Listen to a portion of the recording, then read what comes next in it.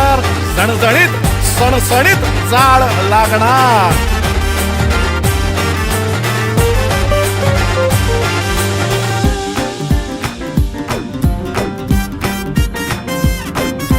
कशासाठी पोटासाठी, कशासाठी पोटासाठी, मराठीच्या थाटासाठी, मिसळीच्या कटासाठी जमलाय का? दिसतंय का आपली हुशारी, आपली हुशारी जगात